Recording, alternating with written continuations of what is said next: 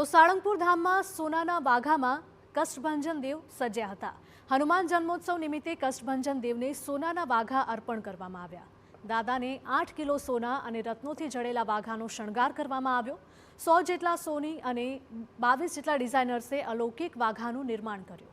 એક વર્ષમાં 1050 કલાકની મહેનત બાદ દાદાના વિશેષ વાઘા તૈયાર કરવામાં આવ્યા છે। પ્રાચીન અને અર્વાચીન શૈલીવાળા વાઘામાં હીરા અને રત્નોનો સમાવેશ થાય છે।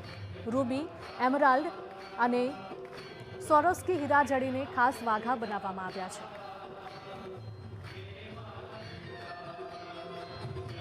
હનુમાન જયંતીના પગલે સાળંગપુરમાં ભવ્યાતિભવ્ય આયોજન કરવામાં આવ્યું છે, જેમાં કષ્ટભંજન દેવના 8 કિલોથી સોનાથી બનાવેલા અલૌકિક વાઘા આકર્ષણનું કેન્દ્ર બન્યા છે।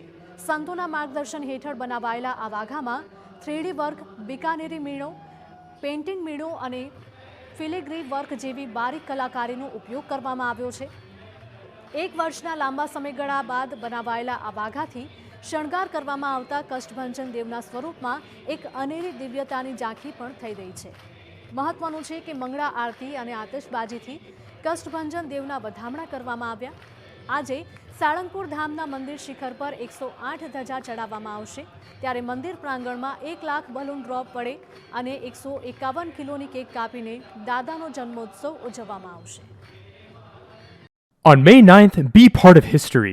Chinmaya Geeta Samarpanam, a global Guinness World Record official attempt. Together, join online and let's chant Gita chapter 15, just 20 verses, simply read from the screen. Don't wait, register today!